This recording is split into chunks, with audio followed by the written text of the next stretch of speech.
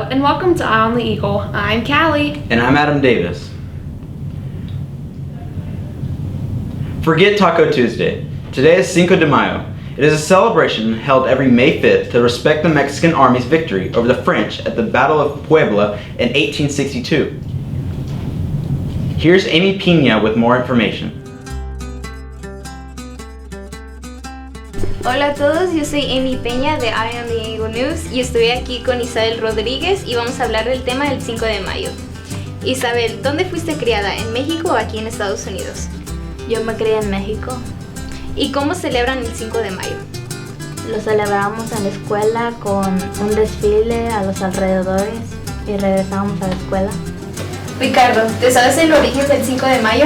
Sí, yo creo que el origen del 5 de mayo es la batalla de Puebla, que era, si no estoy mal, era México contra los franceses y los franceses tenían muchas más personas y era un escenario en donde los mexicanos no se suponía que ganaran, pero por razones de tener un fuerte, que fue el fuerte de Puebla, en donde estaban, ese lugar les dio la victoria y al final les pudieron ganar. ¿Y qué diferencia ves de cómo lo celebran en México y cómo lo celebran aquí en Estados Unidos? Pues lo que he visto yo hasta ahorita es de que aquí no lo celebran así tan grande como se haría en México, porque obviamente no es la tierra de donde se ganó la batalla, ¿no? Pero sí lo recuerdan y cosas así, lo tienen en su calendario, pero allá en México hacen mucho más cosas como desfiles, lo recuerdan con más entusiasmo que lo que harían aquí. Pues muchas gracias, Ricardo. Esto fue todo. Yo soy Amy Peña de Eye on the Eagle News. Gracias por ver. Our airport family experienced a tragic loss of Stephen Dorn on December 29th of this school year. I sat down with Mr. Dorn's daughter, Gracie, as well as her friends, coaches, and Miss Simler to reflect on coping in life without her dad. Mr. Dorn made many contributions to our athletes over the years as a coach and mentor.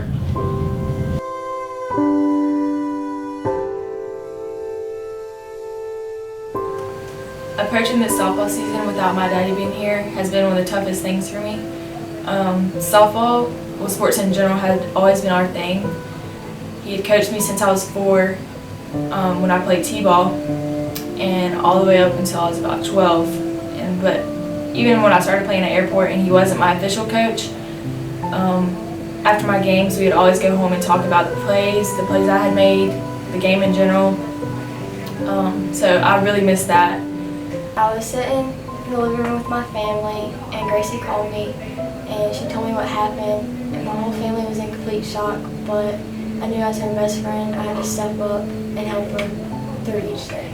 I was notified not long afterwards. My other coaches, my assistant coaches called me and let me know, and then also there was a family friend that let me know. I first learned about Gracie's dad passing through Miss Reamer, and she had contacted me, which allowed me to contact Mr. Coleman. From there, we were able to go see Gracie and her mom and her sister at the house.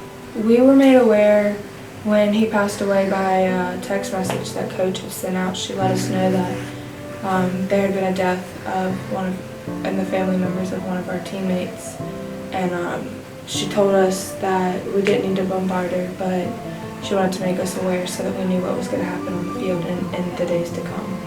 As soon as I got that phone call, my first instinct was just go. Just get up your car, go see her, make sure she's okay. I thought about bringing something, but at that point, you bring something later and you just go check on her, because that's a crazy experience to go through and I cannot imagine. And my first thought was I want to let her know that I'm there. If she needs me, I'll be there. I was really shocked to find out because I knew how young he was, and I had just seen Gracie that day, and I was also a little scared because I realized that it could have happened to any one of us. It was such an unexpected death that it could have just as easily been me or another teammate. Allie has really helped me get through this softball season, especially by making me laugh. For each game, we write on our wrist with a tape. I write Daddy, and then on the other side, we write Philippians 4:13. That's the verse he always read on my equipment. and having that on my wrist really just reminds me that I need to play for him and make him proud. Some days are better than others for Gracie, but on her bad days I like to make her laugh, and we think about memories that we had with her dad, and we think about all the good things that happened. I remember this summer, Allie brought Eric, her boyfriend, to my house for the first time, and my dad comes to me and was like, "Who is this boy with Allie?" And I was like, "That's her boyfriend." And so he immediately calls Greg, her dad, and goes outside, and Lord only knows what they talked about. You always knew when her dad was in the stands. He was always standing, with a certain group of dads. They were on the fence, and if you didn't see them in their usual spot, you most definitely heard them because he was so encouraging always. When I feel myself getting upset about him or thinking about him, I try to think of the good memories that we had, and that really helps me. And if I would ever go to him and talk to him about something, I usually just write about it in a journal now, so it's kind of like talking to him, but not really. I don't know, it helps me if I get down about it. Being there with her through that, as well as different funny stories she'll share with me, and it's awesome because I am so fortunate to be able to hear more of the funny stories with her and her father that she shares. And she'll show me like letters that he wrote.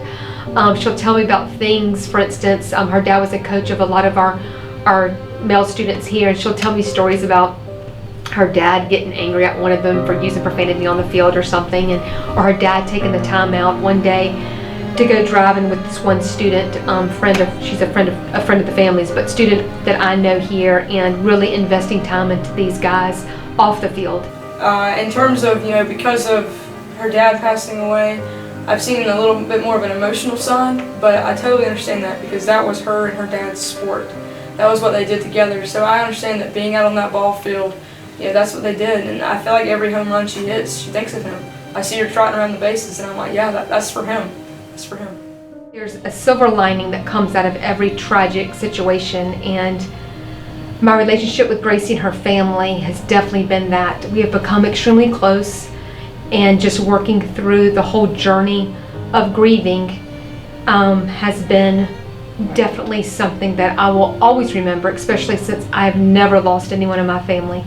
So it's definitely been an interesting journey. I think the things that stand out the most to me about this is watching Gracie go through these actions and these little out of the blue things that she has to be strong and handle. And last week we reached the point where her father's belongings, his clothes and his shoes, had to be, moved out of the house. And so the person who was taking them, and they were going on to better things and good people, but she wasn't angry at that person or angry that they were being moved out. But at the same time, there's some finality there when you are moving those items, and to some people it's clothes. To her, that's her part of her dad.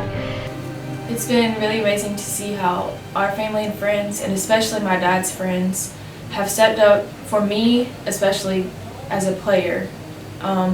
Specifically, one game, Chris Willard, one of my dad's good friends, came and cheered so loud, and it's weird because their voices kind of sounded alike, so that was really cool.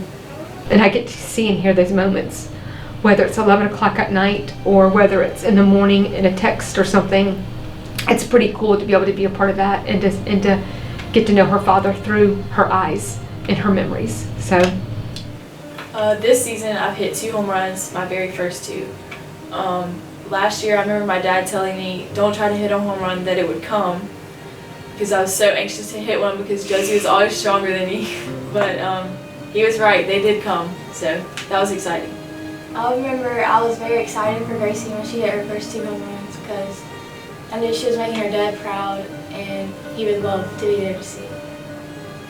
As weird as it sounds, looking at pictures of him and us really helps me when I think about him a lot, because that's kind of all I have to hold on to now. So I've been telling people lately, take a lot of pictures of people that you love, because that's going to be all that you have to hold on to one day.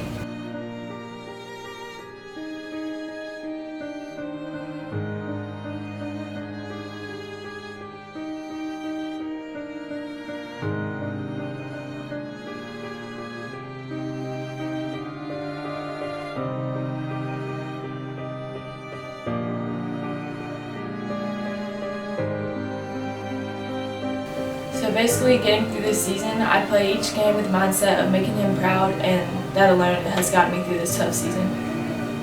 Good job.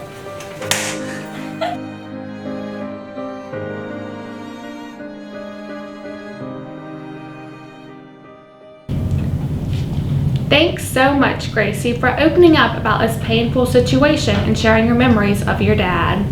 We will forever miss him at our school, and he will be remembered annually at the Stephen Dorn Fun Run for Charity Drive. Speaking of softball, our ladies softball team was sadly defeated during playoffs Wednesday night at Union County. Softball hasn't made it to the district championship game in years.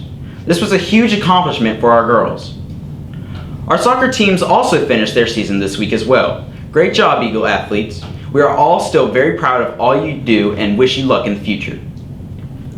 This goes out to all B27 members. This Sunday, you will be formally honored at 3 p.m. at Airport. The Guidance Department and Administration puts on a beautiful ceremony and provides refreshments. Please don't forget to come out if you received a letter of invitation. Seniors, we all know you're all very excited about graduation, but hang on and slow down. You still have a few weeks left of school. As a reminder, graduation is Friday, June 2nd at 8 a.m. As far as dress code during graduation, guys, you are to wear black dress shoes, shirt and tie, and black slacks. Ladies, you are to wear black shoes, meaning no flip-flops, and a dress or blouse and skirt. Some other rules to follow include no cap decorating, no celebrating, as in strutting, dabbing, or dancing to get your diploma. You will shake the principal's hand upon receiving your diploma cover, and there is to be no throwing of any objects at any point during the ceremony. The final rule is that graduation caps will remain on your head at all times while inside the stadium. And be forewarned, if any of these rules are broken, there are consequences. We wish you all the best of luck in your future, seniors. This is to all rising sophomores, juniors, and seniors. If you have yet to sign up for classes next year, please set up an IGP meeting with your guidance counselor as soon as possible to ensure you get the classes you sign up for. Thank you, Eagles. Have a great day. Yearbook interest meeting is Thursday at lunch in room 509.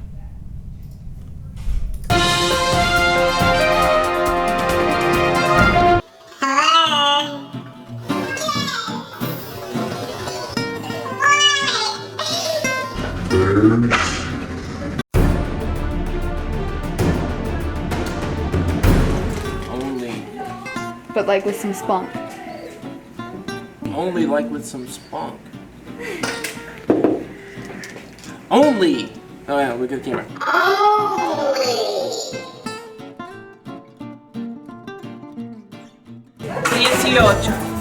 18. 18. 18.